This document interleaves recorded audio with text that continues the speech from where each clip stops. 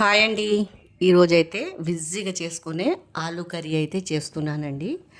పొద్దుగాల టిఫిన్లకైతే తొందరగా చేసుకోవచ్చు. వేడి వేడి అన్నం వెంబడైనా చపాతీలు వెంబడైనా చాలా బాగుంటుంది. ఫస్ట్ ఒక పెద్ద ఆనియన్ మంచిగా ఫ్రై చేసి అల్లం పేస్ట్ వేసుకున్నాను. 2 టమాటాలు కోసి వేసుకున్నాను. సాల్ట్ మనకు రుచికి సరిపోయేంత వేసుకొని 4-5 పచ్చిమిర్చి అయితే వేసుకున్నాను. ఇదంతా మంచిగా మగ్గిపోయే వరకు ఒక 5 నిమిషాలు ఫ్రై అయితే చేసుకున్నాను.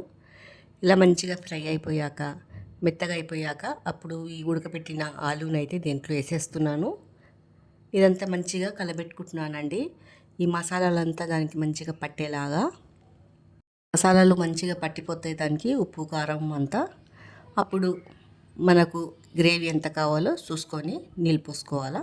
ఎందుకంటే ముందే ఆలుగడ్డ ఉడికిపోయి ఉంది కదా, ఎక్కువ నీళ్ళు ఏం పోసుకోవద్దు.